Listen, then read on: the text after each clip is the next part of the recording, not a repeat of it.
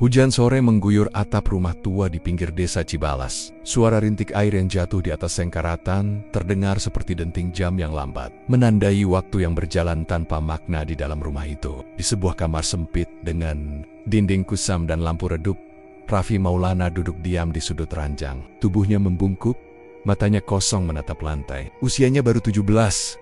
Namun wajahnya lebih tua dari anak seusianya. Ada lelah yang menetap di sorot matanya. Dunia telah menumpahkan beban terlalu dini ke pundaknya. Raffi tidak banyak bicara. Ia bukan anak yang periang, bukan pula pembangkang. Ia hanya pendiam bukan karena memilih, tapi karena keadaan memaksanya. Setelah ibunya meninggal dalam kecelakaan 5 tahun lalu, rumah itu kehilangan cahaya. Ayahnya, Pak Herman, mencoba bangkit dan menikah lagi dengan Bu Mira, seorang janda beranak satu yang konon dikenal baik di kalangan arisan desa. Namun yang orang-orang tak tahu, sisi lembut Bu Mira hanya muncul di hadapan tamu dan tetangga. Di balik pintu rumah, ia adalah sosok yang tajam, dingin, dan penuh amarah. Anak itu bikin suasana rumah jadi sumpek. Suara Bu Mira terdengar keras dari dapur, cukup keras hingga menembus kamar Raffi. Ia tahu, anak itu selalu merujuk pada dirinya. Sudah bukan sekali dua kali ia mendengar Bu Mira mengeluh pada ayahnya tentang keberadaannya, tentang bagaimana Raffi hanya diam, tak membantu, tak menyenangkan dilihat. Namun yang tak pernah disadari Bu Mira, Raffi selalu mencuci pakaiannya sendiri, menyapu lantai, dan membantu menyirami tanaman yang bahkan bukan miliknya semuanya. Lakukan diam-diam hanya agar tidak memperparah keadaan.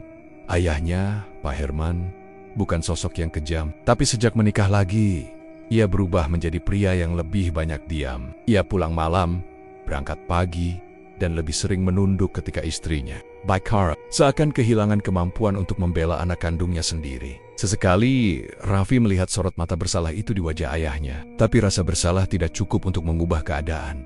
Hari-hari Raffi berjalan seperti lembaran kertas kosong. Ia bangun, membantu sebisanya, lalu kembali masuk kamar. Sekolah hanya pelarian, dan teman-teman di kelas pun tak banyak bicara dengannya. Ia bukan target perundungan, tapi juga bukan bagian dari kelompok manapun. Ia seperti bayangan.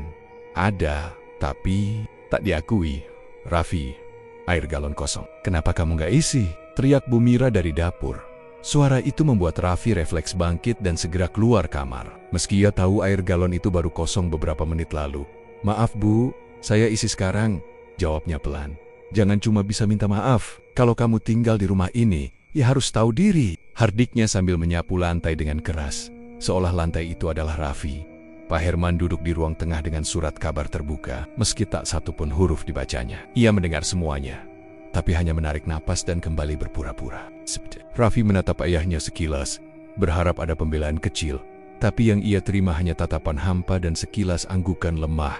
Setelah mengganti air galon dan memastikan semua pekerjaan rumah beres, Raffi kembali ke kamarnya. Ia menatap langit-langit yang penuh bercak air dan sarang laba-laba. Di sudut rak, ada foto lama ibunya yang masih disimpannya senyuman yang menenangkan. Wajah yang menyimpan kasih. Ibu, kalau ibu masih ada, mungkin rumah ini gak akan sepi. Begini, bisiknya pelan. Ia memejamkan mata. Suara hujan masih turun di luar sana, seolah langit pun mengerti kesepian yang ia rasakan. Hujan adalah satu-satunya yang bisa menenangkan pikirannya. Setiap tetes air yang jatuh ke tanah membawa rasa sunyi yang ia kenali. Dan dalam kesunyian itulah Raffi merasa sedikit lebih diterima. Pintu kamar diketuk keras. Besok jangan lupa bersihin kamar mandi, ya? Jangan males kayak biasanya. Ya Bu, jawab Raffi singkat. Ia tidak membantah, tidak melawan. Karena ia tahu setiap ucapan akan dianggap pembangkangan, dan setiap pembangkangan akan dibayar dengan lebih banyak hinaan atau, kadang, piring yang melayang ke dinding di bawah bantal. Ia menyimpan sebuah buku kecil, bukan buku pelajaran, tapi buku kosong yang diisi dengan coretan perasaannya. Ia menulis di sana malam-malam ketika semua sudah tidur. Bukan puisi, bukan cerita, hanya isi hati yang tak pernah bisa diucapkan. Kadang aku bertanya kenapa aku masih di sini. Kenapa Tuhan tidak membuatku pergi bersama ibu waktu itu. Tapi, aku tahu, ada sesuatu yang harus aku jalani. Aku belum tahu apa. Tapi pasti bukan cuman untuk dimaki setiap hari. Waktu merangkak. Di luar, suara motor ayahnya menyala. Pak Herman hendak keluar lagi malam-malam. Entah kerja lembur atau menghindar. Raffi melihat dari balik tirai. Wajah ayahnya terlihat lelah. Bahkan, semakin tua dari terakhir kali Raffi memperhatikannya dengan saksama. Ayahnya tidak jahat tapi E5. Dan kelemahan itu membuat Raffi merasa seolah tak punya siapa-siapa. Saat malam datang, Raffi tak segera tidur.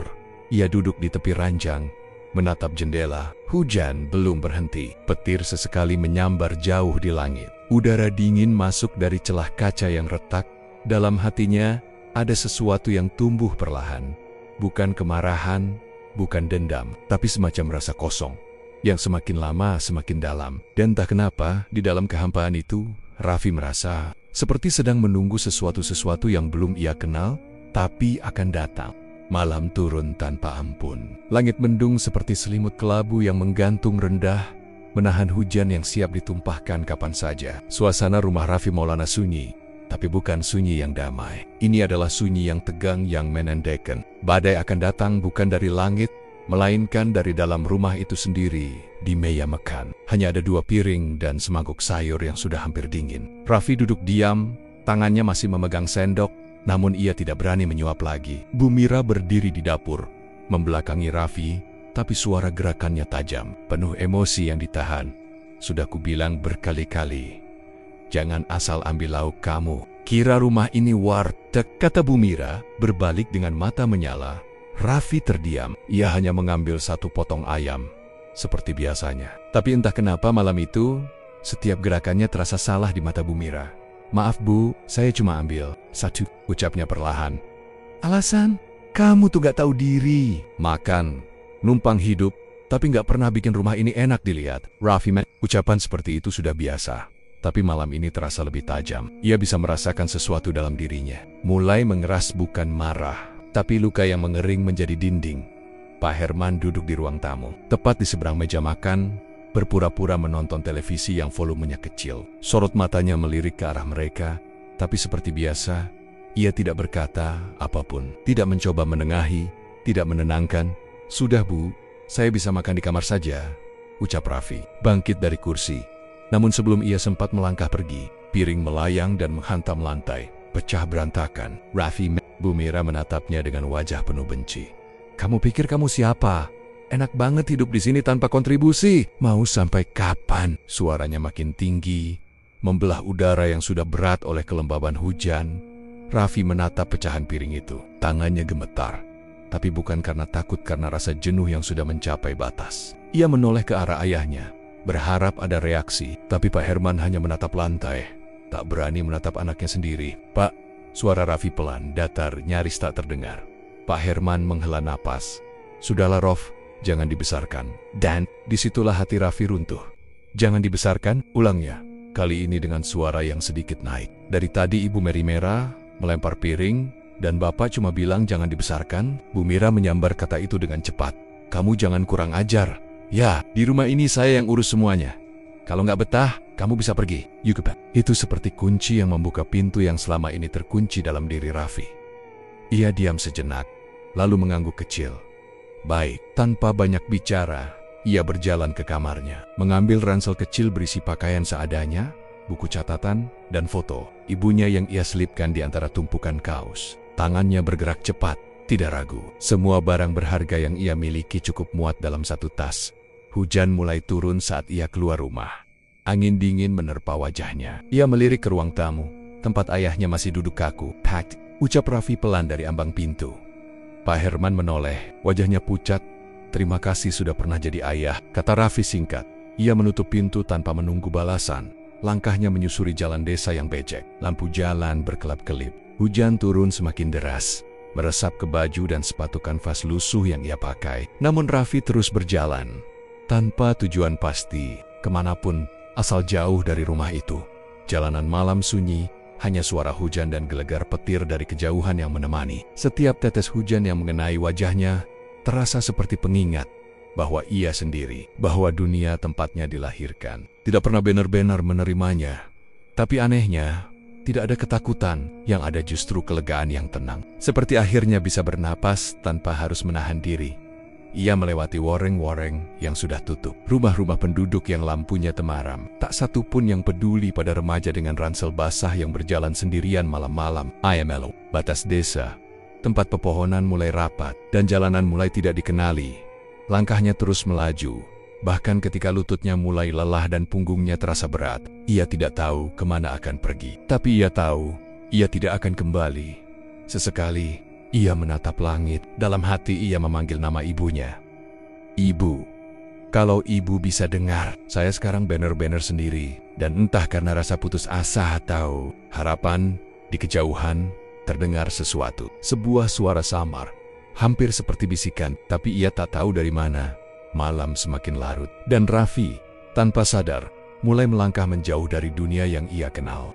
Langkah kaki Raffi terus mengayun menyusuri jalan tanah yang mulai bercampur lumpur, basah oleh hujan yang belum juga reda. Malam kian pekat, dan kabut tipis mulai turun perlahan dari arah bukit. Lampu-lampu desa sudah lama tertinggal di belakang. Kini hanya ada kelam, bau tanah basah, dan desir angin dingin yang menusuk.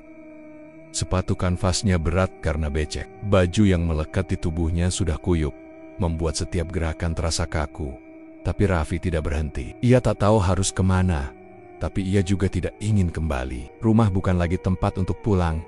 Saat ia mulai berpikir untuk berteduh di bawah pohon atau gubuk sawah yang mungkin ia temui, telinganya menangkap sesuatu samar, seperti bisikan. Raffi, ia menoleh. Tak ada siapapun, hanya kabut yang mulai menebal di sepanjang jalan setapak. Ia berhenti dan memicingkan mata, mencoba menembus kabut yang menggantung seperti tirai. Tidak ada suara langkah lain, tidak ada bayangan, hanya yang membawa aroma dedaunan basah dan tanah lembab. Lalu terdengar lagi, "Raffi, kesini." Kali ini lebih jelas, suaranya lembut, seperti suara seseorang yang memanggil dengan penuh kasih. Tapi anehnya, Raffi tidak merasa takut. Suara itu tidak menakutkan, justru menenangkan. Seolah ada seseorang di sana yang benar-benar mengenalnya. Sesuatu dalam dada Raffi bergetar. Ia tidak tahu dari mana datangnya bisikan itu. Tapi langkah kakinya mulai mengikuti arah yang tak bisa ia lihat. Kabut semakin tebal, dan jalan setapak mulai bercabang. Ia memilih jalan yang lebih sempit, mengarah ke dalam hutan kecil yang selamat. Ini hanya ia dengar dari cerita-cerita orang tua. Tempat yang katanya angker, karena pernah ada orang hilang di sana puluhan tahun lalu. Tapi malam ini, ketakutan seperti itu terasa jauh. Hatinya justru merasa dipanggil. Hujan mulai mereda, menyisakan rintik yang jatuh pelan-pelan. Pohon-pohon di sekitarnya berdiri diam seperti penjaga sunyi. Daunnya meneteskan sisa hujan dalam ritme lambat. Raffi berjalan melewati akar-akar yang menonjol, ranting-ranting basah yang sesekali menyentuh wajahnya. Kabut sekarang begitu tebal, hingga ia nyaris tak bisa melihat jarak 5 meter ke depan. Dan di tengah kabut itu, ia melihatnya sebuah jembatan kayu tua, melintang di atas sungai sempit yang hampir tak berbunyi. Jembatan itu tampak seperti peninggalan lama, kayunya hitam dan lembab, sebagian papan lantainya sudah retak dan berlumut. Namun anehnya, jembatan itu tetap berdiri kokoh, seolah dijaga oleh waktu. Raffi mendekat pelan. Sungai di bawah jembatan mengalir sangat tenang, nyaris beku. Tidak ada suara jangkrik, tidak ada kodok, hanya kesunyian sempurna. Ia berdiri di depan jembatan itu, menatap ke seberang yang tertutup kabut tebal. Suara itu terdengar lagi. "Raffi, kau sudah dekat." Ia tidak bertanya siapa yang memanggil. Ia tidak mencoba melawan. Dalam dirinya ada sesuatu yang membimbing, bukan dengan logika, tapi dengan rasa. Dan rasa itu berkata, "Langkahkan kakimu." Dengan napas berat, Raffi menaiki papan pertama jembatan. Kayunya berbunyi pelan di bawah sepatu basahnya. Ia melangkah hati-hati, melewati jembatan yang terasa lebih panjang dari yang terlihat. Di tengah jembatan, angin bertiup lembut, membawa bau kayu tua dan bunga liar yang tak ia kenali. Saat mencapai ujung jembatan, ia berhenti. Kabut tiba-tiba menyibak perlahan, dan di depannya tampak sesuatu yang membuat napasnya tercekat. Sebuah gerbang kayu tua berdiri sendiri di tengah jalan hutan. Tingginya sekitar 3 meter, penuh ukiran rumit berbentuk lingkaran, sulur tanaman, dan simbol-simbol asing yang belum pernah ia lihat. Gerbang itu tampak seolah bukan bagian dari dunia ini, terlalu tua, terlalu asing, tapi juga indah dengan cara yang aneh. Di tengah gerbang tergantung lonceng kecil dari perunggu kusam. Dan saat Raffi menatapnya, lonceng itu bergoyang sendiri, mengeluarkan suara ting yang nyaring meski tak ada angin. Jantung Raffi berdegup cepat, tubuhnya merinding, bukan karena dingin, tapi karena rasa yang tak bisa ia jelaskan. Tangannya perlahan terangkat menyentuh salah satu ukiran di sisi kanan gerbang. Begitu jarinya menyentuh kayu itu, ia merasakan sensasi hangat menjalar ke seluruh tubuh. Pandangannya sejenak buram, dan dunia di sekelilingnya seperti berdenyut. Kemudian, suara itu datang lagi. Langkahlah, Raffi. Sudah waktunya. Ia menoleh, tapi tak ada siapa-siapa. Hanya kabut dan sunyi. Lalu, perlahan, ia melangkah melewati gerbang itu. Dan dunia di belakangnya pun lenyap dalam bisikan angin. Begitu Raffi melewati gerbang kayu tua itu, dunia di sekelilingnya berubah perlahan, bukan tiba-tiba. Bukan seperti sulap, tapi seperti kabut yang perlahan mengangkat tirainya, memperlihatkan lanskap yang berbeda. Udara terasa lebih segar, tapi juga lebih padat. Warna-warna di sekitarnya lebih hidup, seolah ia melangkah ke dalam lukisan. Di hadapannya membentang sebuah kampung yang asing namun menenangkan. Jalanan tanah rapi, diapit oleh rama-rama panggung berbahan kayu, dengan atap, jerami dan dinding yang dihiasi ukiran sederhana. Tidak ada kabel listrik, tidak ada suara kendaraan, hanya suara alam angin yang lembut, dedaunan berbisik, dan nyanyian burung yang tak pernah ia dengar sebelumnya. Raffi berdiri di ambang batas antara jembatan dan desa itu. Matanya menyapu sekeliling. Di kejauhan, beberapa anak kecil terlihat, sedang bermain congklak di bawah pohon besar, tertawa tanpa suara yang keras. Mereka mengenakan baju seperti dari masa lalu. Kain tenun, baju kurung, celana longgar. Seorang nenek tampak sedang menjemur dedaunan herbal di atas tampah lebar. Setiap tampak begitu damai, begitu tak tersentuh waktu.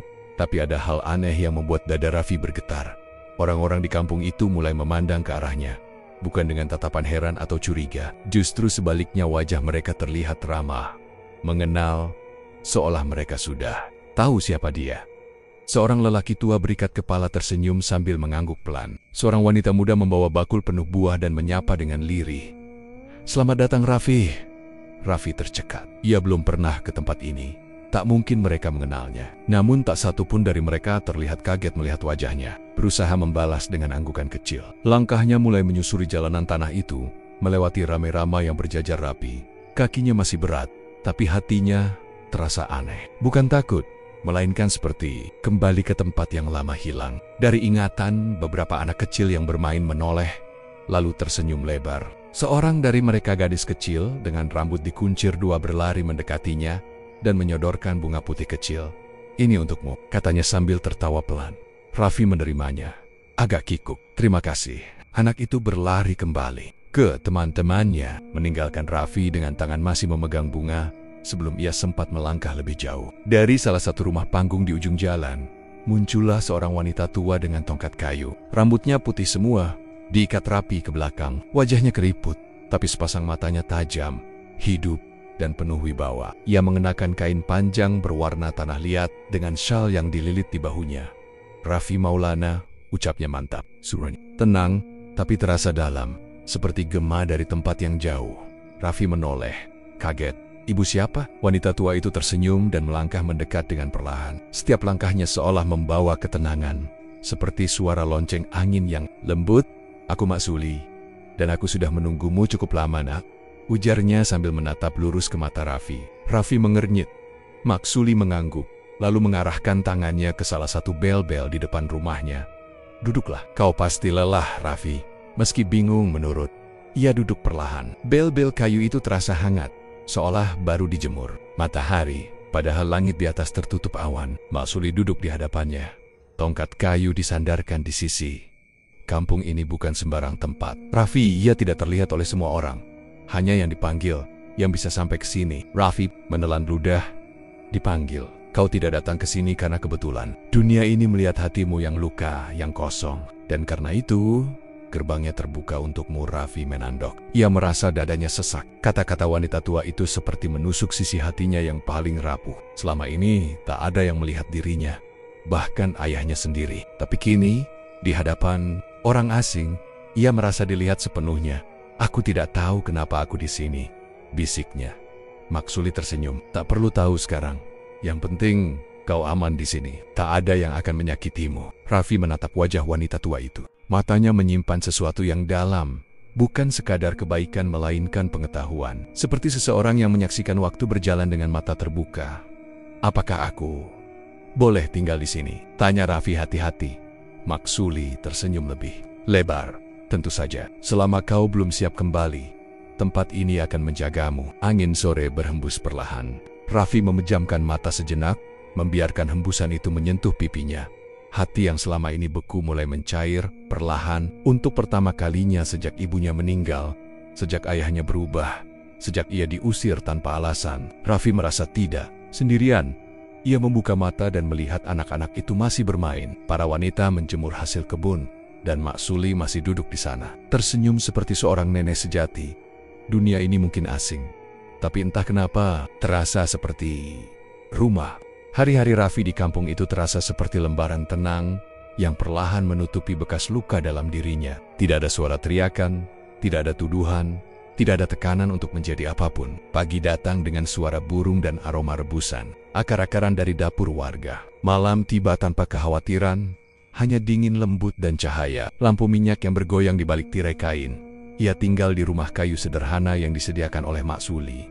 Rumah itu bersih, hangat, dan nyaman berbanding. Terbalik dengan kamar pengap yang dulu ia tinggali di rumah ayahnya. Tempat tidurnya empuk dengan selimut tenun hangat. Ada rak-rak kayu berisi buah kering dan tanaman obat. Bahkan ada jendela yang menghadap langsung ke sawah kecil, yang tiap pagi dipenuhi kabut tipis, seperti lapisan awan yang turun rendah. Warga kampung menyambut Raffi seolah ia adalah bagian dari mereka sejak lama. Para ibu menawarinya makanan. Para lelaki tua mengajaknya duduk sore hari sambil berbincang hal-hal ringan. Anak-anak kerap mengajak bermain congklak atau kelereng dari biji. Saga, tak ada yang bertanya siapa dia, dari mana asalnya, atau kenapa ia datang. Semua menerima kehadirannya begitu saja dengan senyum dan tatapan penuh pengertian. Untuk sesaat, Raffi berpikir inilah kedamaian yang selama ini ia cari. Namun seiring waktu berjalan, ketenangan itu mulai terasa aneh. Ia mulai memperhatikan hal-hal kecil yang tidak masuk akal. Pertama, tentang anak-anak. Mereka sangat aktif, ceria, dan selalu bersama. Tapi tak satu pun dari mereka berubah. Bahkan setelah hampir 2 minggu di sana, anak-anak itu memakai pakaian yang sama, tertawa dengan cara yang sama, dan tidak satu pun tampak tumbuh atau berubah. Tidak ada yang demam, tidak ada yang terluka, tidak ada yang menangis. Kedua, tentang malam. Tidak pernah benar-benar gelap. Raffi memperhatikan bahwa malam di kampung ini selalu seperti senja panjang. Langit menggelap, ya, tapi tak pernah gulita. Selalu ada semburat jingga atau ungu, seperti langit yang enggan mati. Bahkan saat hujan turun di malam hari, cahaya itu tetap ada redup, tapi nyata. Seperti diterangi oleh sumber cahaya yang tidak berasal dari bulan atau bintang. Ketiga, dan yang paling mengganggu, adalah mimpi. Sejak malam keempat, Raffi mulai mengalami mimpi yang ganjil. Awalnya hanya samar bayangan hitam berdiri di kejauhan, diam, tak bergerak. Wujudnya tak jelas, seperti kabut pekat berbentuk manusia. Tapi setiap malam, bayangan itu makin dekat. Ia tak berjalan, hanya muncul lebih dekat dari malam ke malam. Diam saja, menatap meski tanpa mata. Dan Raffi mulai bangun dengan perasaan. Tidak, tubuhnya baik-baik saja, tapi hatinya terasa kosong. Seperti sesuatu sedang diambil diam-diam saat ia tidur. Ia pernah mencoba menanyakan tentang mimpi itu kepada Mak Suli. Dalam percakapan pagi saat minum air jahe, "Mak, apakah orang sini sering mengalami mimpi aneh?" Mak Suli menatapnya sekilas, lalu tersenyum samar. "Mimpi adalah pantulan hati, Nak. Kalau hatimu tenang, bayangan pun tak akan datang. Tapi kalau bayangannya tetap datang, meski aku merasa tenang," desak Raffi. Mak Suli hanya menatap cangkirnya, Yarigarinia menelusuri permukaannya yang retak. "Mungkin hatimu belum sepenuhnya jernih. Atau mungkin ada bagian darimu yang belum kau kenal." Jawaban itu tak menjelaskan apapun. Tapi entah kenapa, Raffi merasa tak ingin mendesak lebih jauh. Ada sesuatu dalam suara Mak Suli yang membuatnya enggan melawan, bukan karena takut, melainkan karena rasa hormat yang lahir secara alami. Beberapa kali, Raffi mencoba menuliskan apa yang ia alami di buku catatannya. Tapi setiap kali ia membuka lembaran itu, tinta pena seolah enggan mengalir. Boken kedang, tulisan yang sudah ia buat sebelumnya tampak pudar. Seperti kampung ini tidak menyukai adanya catatan, ia mulai mengamati penduduk lebih seksama. Wanita terlalu senyum, terlalu tenang. Para lelaki terlalu tenang, terlalu serempak dalam gestur dan kata. Seolah semua mengikuti irama yang sama, yang tidak berasal dari mereka sendiri. Namun di balik semua keanehan itu, tubuh Raffi tetap sehat. Ia makan enak setiap hari, bubur jagung, ikan panggang, rebusan ubi dengan santan. Ia tidur nyenyak meski mimpi itu tetap datang. Tidak ada rasa sakit, tidak ada tekanan. Dan di dalam hati kecilnya, ia mulai bertanya, apakah ini yang disebut surga? Atau jebakan yang terlalu nyaman untuk disadari? Suatu sore, saat ia duduk di depan rumah, memandangi anak-anak yang bermain petak umpet, ia memperhatikan satu hal lagi. salah satu anak yang sejak awal memperkenalkan dirinya sebagai Rara selalu menjadi penjaga. Dalam setiap permainan, ia tak pernah bersembunyi. Selalu berdiri di tempat yang sama, dan ekspresinya tak pernah benar-benar berubah. Raffi menatapnya lama, dan tiba-tiba Rara menoleh ke arahnya. Wajahnya tersenyum, tapi mata kecilnya untuk sesaat terlihat kosong, hitam pekat, tanpa cahaya. Detik berikutnya, Rara tertawa riang dan kembali memanggil temannya. Raffi mengusap wajahnya. Ia tak tahu apakah itu nyata atau pengaruh dari mimpi-mimpi yang makin intens. Tapi satu hal yang pasti, di balik semua keindahan ini, ada sesuatu yang disembunyikan. Kampung ini seperti mimpi indah yang terlalu sempurna. Dan ia tahu, semua yang terlalu sempurna biasanya menyimpan sesuatu yang tak ingin diperlihatkan. Hari itu, hujan turun sejak pagi. Tidak deras, hanya rintik lembut yang mengguyur atap jerami dan tanah pekarangan kampung. Raffi duduk di serambi rumah, berselimutkan kain tenun tipis, memandangi tetesan air yang menetes perlahan dari ujung atap. Udara terasa lebih dingin dari biasanya, namun yang membuatnya gelisah bukan hawa dingin itu, melainkan mimpi semalam yang masih melekat di benaknya. Bayangan hitam itu semakin dekat. Dalam mimpi, ia bisa merasakan napasnya dingin, basah, seperti embun yang menyentuh kulit. Tapi yang paling mengganggu adalah bisikannya. Untuk pertama kali, bayangan itu berbicara. Suaranya tidak keras, hanya satu kalimat lirih, "Kau bukan sekadar tamu." Raffi belum tahu apa maksudnya, tapi firasatnya menguat. Tempat ini menyimpan lebih banyak rahasia daripada yang ditampakkan Raffi. Panggilan itu datang dari dalam rumah. Suara Mak Suli terdengar tenang seperti biasa, namun kali ini nada bicaranya berbeda, lebih serius. Raffi masuk dan duduk di dekat tungku api, di mana Mak Suli tengah menuang air jahe ke dalam 2 cangkir tanah liat. Ia duduk bersila di tikar pandan, menatap Raffi dengan sorot mata yang sulit dibaca. "Aku ingin bicara hal penting denganmu, Nak," ucapnya pelan. Raffi mengangguk, dia menunggu. "Sudah cukup lama kau di sini, dan kurasa sudah waktunya kau tahu siapa kami dan siapa dirimu sebenarnya." Mak Suli menarik napas panjang, lalu memulai penjelasan yang terasa seperti membuka lembaran dunia lain. Kampung ini bukan kampung biasa. Tempat ini adalah bagian dari alam bunian, Raffi, sebuah lapisan dunia yang sejajar dengan dunia manusia, tapi tersembunyi. Kami, para penghuni di sini, bukan manusia seperti yang biasa kau temui. Raffi menegang, tapi ia tidak terkejut sepenuhnya. Dalam lubuk hatinya, ia sudah menduga sesuatu yang tidak wajar sejak lama. Kami disebut kaum bunian oleh manusia, makhluk yang hidup di antara dunia, tapi memilih untuk tidak terlibat langsung dalam urusan manusia. Kami menjaga keseimbangan. Kampung ini adalah salah satu titik penjaga batas itu. "Penjaga batas?" gumam Raffi, bingung. Mak Suli mengangguk pelan. "Ya, titik batas antara dunia manusia dan alam kami. Biasanya titik ini tersembunyi rapat, tapi saat seseorang dari dunia luar memiliki darah yang terhubung, maka pintu bisa terbuka." "Terhubung?" Raffi menatap Mak Suli. Jantungnya mulai berdetak cepat. "Maksud Mak, aku?" Mak Suli menatapnya dalam-dalam. "Ibumu, Raffi. Ia bukan manusia biasa. Ia berasal dari garis keturunan tua darah yang pada zaman dahulu pernah bersatu dengan kami. Leluhur ibumu pernah menjadi penjaga batas juga sebelum memilih hidup di dunia manusia." Dunia Raffi seolah berputar perlahan. Ibunya, sosok yang selama ini ia anggap satu-satunya orang normal yang mencintainya dengan tulus, ternyata menyimpan warisan yang tak pernah diceritakan. "Ibumu meninggalkan dunia ini dengan damai, tapi warisan itu tetap hidup dalam dirimu," lanjut Mak Suli. "Dan karena itulah, saat luka dalam hatimu membuka, pintu ke kampung ini pun terbuka." Raffi terdiam. Di satu sisi, penjelasan itu masuk akal. Tapi di sisi lain, ia merasa semakin jauh dari dunia yang ia kenal. "Lalu, kenapa semua orang di sini tahu namaku?" tanyanya lirih. Mak Suli tersenyum. Namun kali ini senyumnya syarat beban. "Karena kami telah melihatmu sejak lama, Raffi. Sejak ibumu kembali ke dunia manusia dan mengandungmu, ada tanda di langit kami. Seorang penjaga akan lahir kembali. Kami tidak tahu kapan, tapi ketika kau melangkah melewati gerbang itu malam itu, kami tahu waktunya telah datang." Raffi memandang keluar, ke arah sawah yang tertutup kabut tipis. Kepalanya penuh pertanyaan. "Apa yang harus aku jaga? Dari siapa?" Mak Suli tak langsung menjawab. Ia memejamkan mata sebentar, lalu membuka kembali dengan sorot mata yang lebih dalam.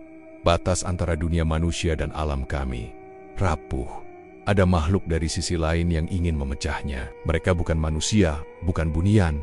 Mereka adalah yang ditinggalkan oleh cahaya yang memilih kegelapan, kekacauan, dan haus akan celah agar bisa masuk ke dunia manusia. Raffi menelan ludah. Seperti bayangan dalam mimpiku, Maksuli mengangguk perlahan. Itu bukan sekadar mimpi, Raffi. Itu peringatan. Bayangan itu datang karena ia tahu kamu berada di sini. Dan kamu bukan sekadar pengunjung, kamu adalah penjaga baru. Kamu adalah bagian dari keseimbangan yang selama ini dijaga oleh leluhurmu. Raffi menggenggam cangkir jahe di tangannya, namun panasnya nyaris tak terasa. Pikirannya melayang ke ibunya. Kemalam ia diusir, ke saat ia melangkah melewati gerbang kabut tanpa tahu arah. Kenapa aku, Mak? Aku bahkan tidak tahu apa-apa. Aku bukan siapa-siapa. Maksuli mendekat dan menyentuh bahu Raffi. Sentuhannya hangat, penuh kasih, seperti pelukan seorang nenek sejati.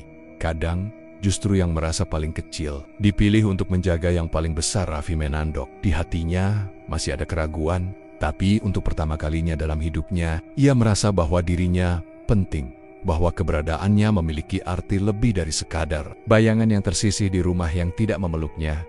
Maksuli berdiri, mengambil sebuah bungkusan kain dari sudut ruangan.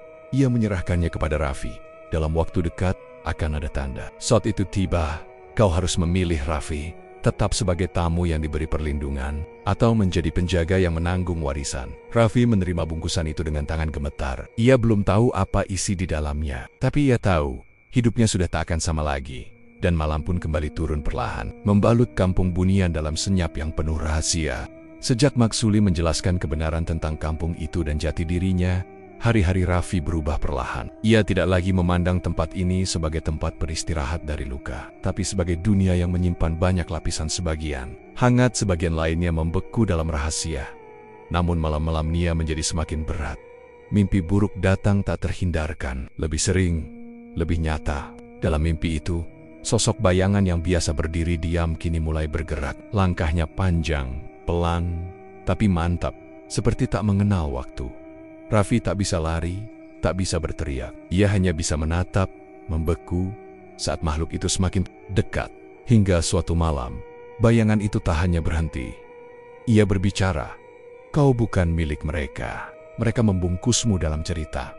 Tapi kebenaranmu lebih dalam dari itu. Raffi terbangun dengan keringat membasahi leher dan punggung. Nafasnya memburu. Dan di luar jendela, angin malam berhembus lebih kencang dari biasanya. Cahaya lampu minyak menari-nari, menciptakan bayangan panjang di dinding. Ia duduk lama di pinggir tempat tidurnya, memandangi pintu yang tertutup. Tapi dalam hati, ia tahu, malam ini, pintu takkan cukup untuk menahan apa yang akan datang. Pagi berikutnya, Raffi memberanikan diri menceritakan mimpinya pada Maksuli. Wajah wanita tua itu berubah serius. Namanya Arwan, kata Maksuli. Pelan, ia adalah satu dari makhluk lama yang memilih untuk hidup dalam bayangan. Ia dulunya bagian dari kaum kami, tapi menolak keseimbangan, menolak peran. Kenapa dia mengincar aku? Maksuli menatap api di tungku. Karena kau belum memilih. Dan baginya, yang belum memilih adalah yang paling mudah dibelokkan. Malam ketujuh, Arwan datang tidak lagi dalam mimpi. Raffi sedang duduk di serambi rumah, memandangi kabut yang turun terlalu cepat. Ketika udara tiba-tiba menjadi berat, senyap, seolah seluruh kampung berhenti bernapas. Bahkan jangkrik pun mendadak hilang suaranya. Dari balik kabut, langkah itu terdengar suara gesekan tanah, lembut tapi menghantam relung hati. Lalu sosok itu muncul, tinggi, lebih dari 2 meter. Tubuhnya dibungkus jubah hitam panjang yang tampak seperti asap yang membeku. Wajahnya tidak jelas, hanya 2 mata kelam yang bersinar samar. Tidak ada sorot marah, tapi juga tidak ada damai. Hanya kekosongan yang menyedot semua rasa. Raffi berdiri, tubuhnya menegang, tapi jantungnya anehnya tidak berdegup panik. Seolah tubuhnya tahu bahwa melawan adalah sia-sia.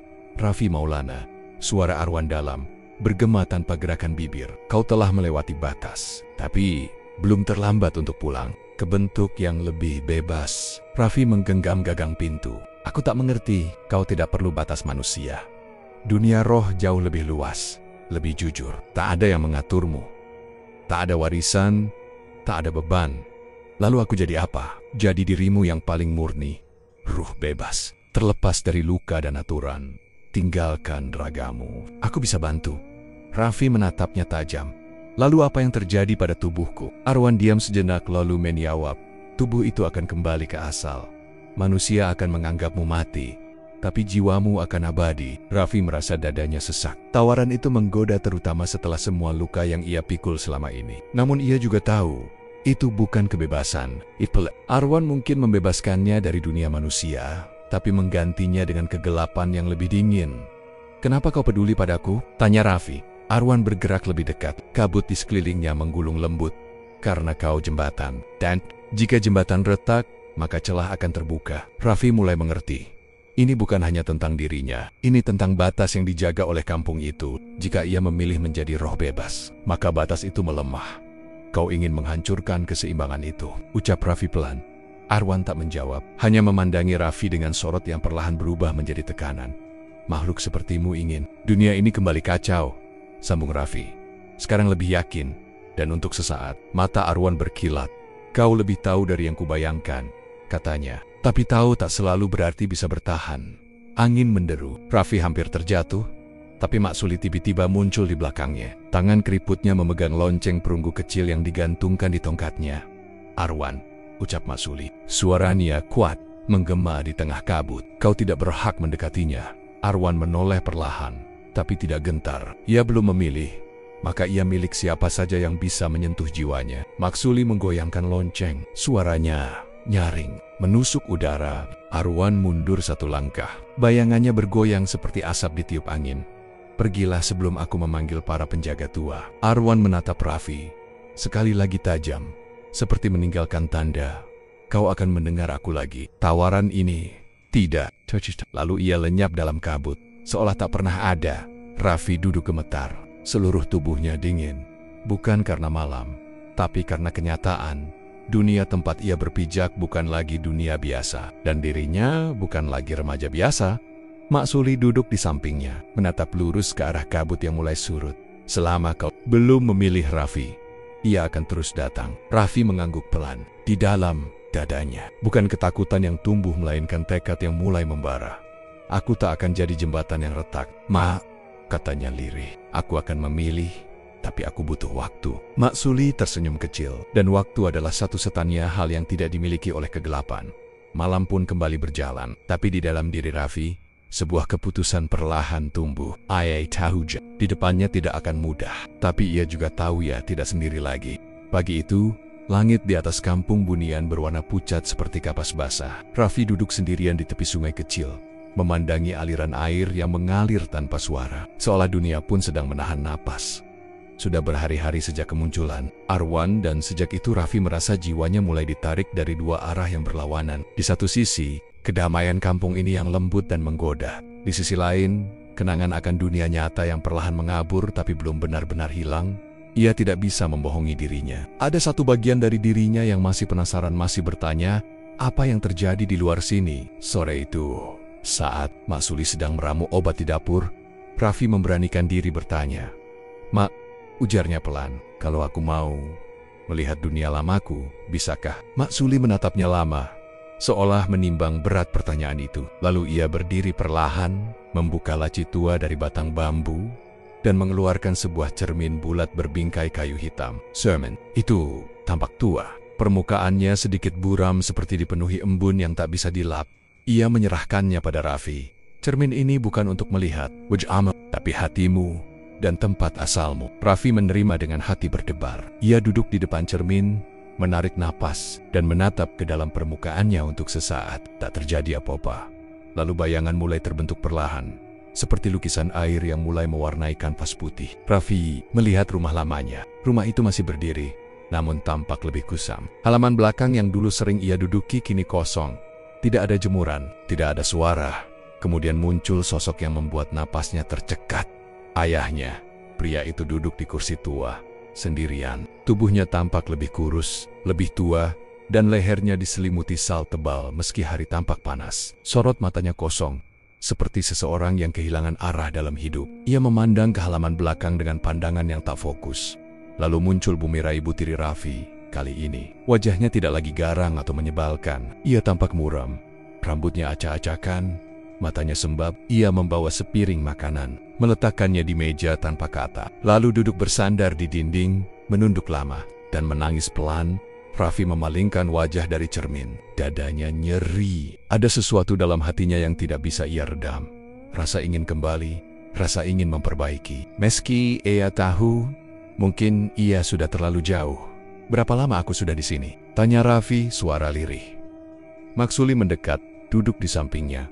Waktu di dunia manusia tak sama dengan waktu di sini. Di sini baru beberapa minggu, tapi di sana sudah hampir 3 bulan. Raffi menandok, matanya memanas. Kenapa mereka terlihat begitu rusak? Karena kehilangan? Jawab Maksuli tenang. Ayahmu mungkin diam, tapi ia menyesal. Merasa kehilangan anaknya, dan hatinya memakan tubuhnya sendiri. Dan Bu Mira, siapa sangka, seseorang sekeras dia ternyata juga punya rasa bersalah.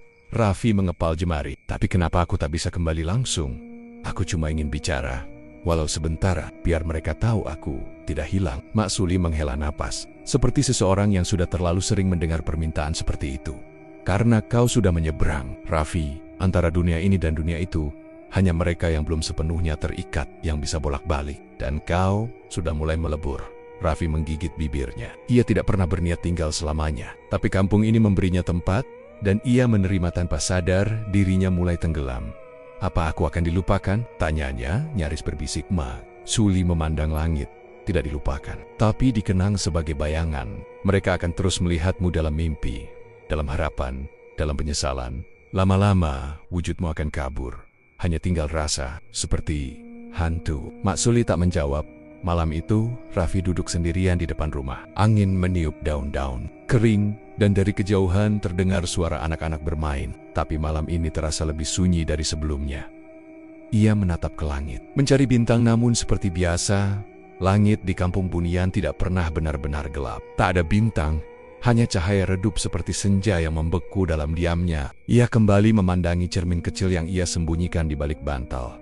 Bayangan rumahnya sudah pudar, berganti kabut. Tapi di sela-sela kabut itu, Raffi masih bisa mendengar suara sama Raffi. Suara ayahnya, atau mungkin hanya hatinya sendiri yang meniru. Ia tidak tahu. Yang pasti, kini ia terjebak antara kampung yang menerimanya dan dunia yang perlahan melupakannya. Dan ia belum tahu harus memilih yang mana. Kabut pagi masih menggantung di antara batang-batang pohon saat Raffi dipanggil ke balai tengah kampung. Tempat itu biasanya digunakan warga untuk berkumpul saat panen atau upacara adat. Namun hari ini, suasananya berbeda. Sepi, hening, hanya Maksuli yang menunggu di sana, duduk bersila di atas tikar pandan. Dengan tongkat kayunya di sisi dan sebuah mangkuk berisi air bening di depannya, Raffi melangkah perlahan. Tubuhnya diselimuti rasa tak pasti, tapi tatapan matanya kini tak seragu dulu. Ia telah melihat dunia lamanya ayah yang merana, ibu tiri yang menyesal, dan dirinya yang menghilang perlahan dari ingatan. Sementara di sisi lain, kampung Bunian ini memberinya tempat, tapi juga mengikatnya lebih dalam setiap hari. Duduklah Raffi, ujar Maksuli lembut. Raffi menurut, bersila di hadapan wanita tua itu. Angin pagi menggerakkan tirai bambu di belakang mereka, menambah sunyi yang terasa suci. Waktunya sudah tiba, kata Maksuli, kau harus memilih. Raffi mengangguk perlahan, antara tetap di sini atau kembali. Ya, sahut Maksuli, tapi bukan pilihan biasa. Bila kau memilih tinggal di sini, kau akan menjadi bagian dari kami. Tubuhmu tak akan menua, hatimu tak akan luka, tapi kau tak akan bisa kembali melihat dunia lamamu. Walau hanya dalam mimpi, Raffi menandok. Ia sudah mencintai ketenangan kampung ini, tapi ia juga tahu, diam di sini bukan berarti selesai, melainkan menghindar. Dan kalau aku memilih kembali, tanyanya. Maksuli menarik napas pelan. Maka semua perlindungan yang telah mengikatmu akan terlepas. Kau akan menjadi manusia seutuhnya, rentan, lemah, tapi bebas memilih jalur hidupmu. Raffi memejamkan mata. Dulu, ia ingin sekali merasa aman, tapi sekarang, ia ingin mengerti, ingin menjadi utuh. Meski itu berarti harus jatuh. Aku ingin kembali, katanya akhirnya. Mantap, Maksuli tidak terkejut. Ia mengangguk pelan, lalu menuang air dari mangkuk ke tanah di antara mereka. Air itu tidak menyerap. Ia membentuk lingkaran, lalu bersinar lembut. Kalau begitu, kau harus mengakhiri ikatanmu sendiri. Bukan hanya dengan kami, tapi dengan yang mencoba mengikat jiwamu lewat jalan gelap. Raffi menatap Maksuli. Arwan, ya, ia bukan hanya bayangan. Ia adalah penolak takdir. Dan bagian darimu telah meresponsnya. Karena itulah ia kuat, bagian dari diriku. Bagian yang ingin melupakan semuanya, yang ingin kabur. yang ingin tidur dalam gelap dan tidak pernah bangun lagi. Raffi terdiam. Ia paham, arwah tidak datang dari luar, ia adalah gema dari dalam. Dan untuk benar-benar bebas, ia harus menghadapi sisi dirinya yang tergelap. Maksuli berdiri, tongkat, kayu menggurat tanah, menciptakan pola yang melingkari tubuh Raffi. Pejamkan mata, Raffi, dan bukalah pintu batinmu. Pertarungan ini bukan soal otot atau senjata. Ini soal kemauan untuk menjadi siapa yang seharusnya. Raffi memejamkan mata, gelap, lalu suara, desiran, dan ia berdiri di tengah tempat asing gelap, dingin, tak berbentuk. Hanya kabut dan udara berat yang menyelubungi. Lalu Arwan muncul dari kabut. Jubah hitamnya berkibar seperti nyala api yang terbalik. Matanya dua lubang kehampaan yang menatap lurus ke dalam jiwa Raffi. Kau datang dengan kehendakmu, tapi bisa dibengkokkan, bisiknya. Raffi berdiri tegak. Tubuhnya tampak kecil di hadapan sosok itu, tapi matanya tak goyah. Aku tahu siapa kau, ujarnya. Kau adalah bagian dari aku yang ingin menyerah.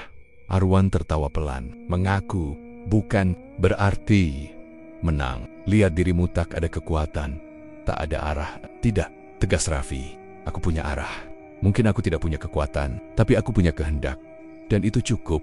Arwan mengangkat tangannya. Kabut di sekeliling menggulung, berubah menjadi bayangan-bayangan dari masa lalu. Teriakan Bumira, tatapan dingin sang ayah. Malam hujan ketika ia diusir, Raffi goyah, lututnya hampir jatuh. Tapi ia memejamkan mata, lalu membayangkan sesuatu yang lebih kuat. Tangan hangat ibunya yang dulu mengusap keningnya. Saat demam, senyum Maksuli saat pertama kali menyambutnya, cahaya pagi di sawah bunian, dan bayangan dirinya sendiri. Di batas dunia, tidak lagi lari. Kabut mulai retak. Arwan menjerit, suaranya melengking seperti kaca yang pecah. Kau akan menyesal. Raffi membuka mata. Lebih baik menyesal karena mencoba, daripada hilang karena menyerah. Seketika, cahaya terang meledak dari dadanya. Bukan cahaya yang menyilaukan, tapi cahaya yang menenangkan, membasuh. Bayangan Arwan mulai hancur, menguap, tertarik ke dalam kehampaan. Dari mana ia berasal? Dan Raffi berdiri sendiri-sendirian. Tapi tak lagi kosong. Saat ia membuka mata di dunia nyata kampung Bunian, Maksuli masih di depannya. Lingkaran di tanah telah hilang, dan udara terasa ringan. Sudah selesai, bisik Maksuli. Ikatan itu telah kau putus sendiri. Kini kau bebas memilih jalanmu. Raffi berdiri, kakinya lemas, tapi jiwanya mantap. Aku akan kembali, Putin. Untuk lari, tapi untuk berjalan. Maksuli tersenyum. Maka bersiaplah, gerbang akan terbuka. Tapi hanya sebentar. Raffi mengangguk. Ia tahu pilihannya sudah dibuat, dan meski berat, kali ini ia melangkah bukan sebagai anak yang dibuang, tapi sebagai seseorang yang akhirnya menemukan dirinya. Fajar baru saja menyentuh ujung atap saat cahaya lembut turun di halaman rumah tua itu. Angin berhembus pelan, membawa aroma tanah basah dan kenangan yang belum sempat layu. Dan di depan pagar bambu yang mulai lapuk, seseorang berdiri. Raffi. Tubuhnya masih dalam pakaian sederhana yang biasa ia kenakan di kampung Bunian. Wajahnya tidak berubah drastis, hanya ada sesuatu yang berbeda dalam sorot matanya. Keteguhan yang tak ada sebelumnya, keheningan yang bukan karena luka, melainkan karena pemahaman. Ia mengedarkan pandangan. Rumah itu masih sama, dengan cat yang mulai mengelupas dan kaca jendela yang sedikit berdebu. Namun semuanya tampak lebih kecil dari yang ia ingat, seperti tempat yang pernah membesarkan tubuhnya, tapi tidak sanggup menampung jiwanya. Langkah pertamanya terasa berat, tapi pasti. Ia menyentuh pagar, lalu perlahan melangkah masuk ke halaman rumah. Pintu depan tidak terkunci. Saat ia membukanya, suara engsel tua mengerang pelan. Di dalam, keheningan menyambutnya. Ayahnya terbaring di ruang tengah, berselimut tipis, matanya tertutup. Di sampingnya duduk Bumira, dengan mata sembab dan tangan menggenggam segelas teh yang tak lagi hangat. Raffi berdiri di ambang pintu, menatap keduanya. Dan saat Bumira menoleh, pandangannya membeku. Raffi, suara itu keluar. Seperti gumaman orang yang baru terbangun dari mimpi buruk. Ia berdiri terburu-buru, gelas di tangannya jatuh dan pecah di lantai. Ayah Raffi membuka mata, pelan. Pandangannya kabur, namun segera melebar saat melihat sosok di depannya. Tubuhnya ingin bangkit, tapi terlalu lemah. Hanya air mata yang mengalir. Pelan, diam-diam, Raffi melangkah masuk. Ia tidak menangis. Tidak pula bicara banyak, ia hanya duduk di samping ayahnya, menggenggam tangan yang dulu jarang menggenggamnya. Ayah, bisiknya. Aku pulang, tak ada pelukan, Tak ada drama, hanya keheningan yang saling menyambut, tapi keheningan itu tak lagi menyakitkan. Ia seperti jembatan mereka tak harus saling meminta maaf, karena luka telah menjelma pelajaran. Hari itu berlalu dengan lambat. Bu Mira nyaris tak berhenti menatapnya, seolah takut jika Raffi tiba-tiba menghilang lagi. Tapi Raffi tidak bicara banyak. Ia hanya tersenyum kecil dan membantu membersihkan rumah, memasak bubur, atau menyiram tanaman yang mulai kering di halaman. Dan malam pun datang, dengan langit kelabu dan angin dingin yang mengelus genteng-genteng. Tua, Raffi duduk di serambi belakang, menatap ke arah gelap, pohon ketapang yang berdiri membungkuk seperti penjaga waktu. Ia memejamkan mata, tak ada suara. Tapi dalam sunyi itu, ia bisa merasakannya. Suara langkah maksuli yang lembut, suara anak-anak kampung yang tertawa sambil berlari, dan lonceng kecil di pinggang seorang perempuan tua yang berayun tiap kali ia berjalan di jalan tanah yang tidak dikenal dunia. Ia membuka mata, kabut tipis menggantung di antara dedaunan. Ia tahu itu hanya angin dan embun, tapi hatinya tahu dunia yang pernah ia tinggali tidak benar-benar pergi. Hari-hari berlalu perlahan, tapi Raffi menjalaninya dengan cara yang berbeda. Ia kembali ke sekolah, tapi tidak seperti dulu. Ia tidak pendiam karena takut, kini ia pendiam karena tenang. Ia tidak cepat marah, tidak cepat menjauh. Ia mendengar lebih banyak dan berbicara hanya saat perlu. Teman-temannya bertanya kemana. Ia pergi selama 3 bulan. Ada yang menduga ia kabur, ada yang mengira ia dirawat di tempat sunyi karena depresi. Ia hanya tersenyum dan menjawab, "Aku tersesat." Tapi akhirnya menemukan jalan pulang. Tidak ada yang benar-benar memahami jawabannya. Tapi semua sepakat, Raffi yang sekarang berbeda. Lebih kuat, lebih dewasa, tapi juga lebih dalam, seolah menyimpan sesuatu yang tak bisa disentuh oleh dunia. Biasa, ia tidak pernah menceritakan tentang kampung Bunian kepada siapapun. Bukan karena takut dianggap gila, tapi karena ia tahu tempat itu bukan untuk dibagi, bukan untuk dibuktikan. Ia adalah rahasia yang harus dijaga. Dan ia, penjaga terakhir dari jejak yang tak terlihat. Malam-malam tertentu, terutama saat senja, menjelang malam, Raffi masih suka duduk di belakang rumah, menatap kabut yang turun. Kadang, di saat yang sangat hening, ia mendengar suara lembut memanggil Raffi. Dan ia tahu, itu bukan suara angin, itu maksuli, memanggil dari dunia yang hanya bisa dijangkau oleh mereka yang pernah menyeberang. Raffi tidak membalas, ia hanya menunduk pelan, seperti memberi hormat, dan dalam diam, ia menjawab, "Aku di sini, Mak. Masih berjalan di dunia ini, tapi aku tak lupa jalan kembali." Akhir dari langkah ke dunia yang tidak terlihat.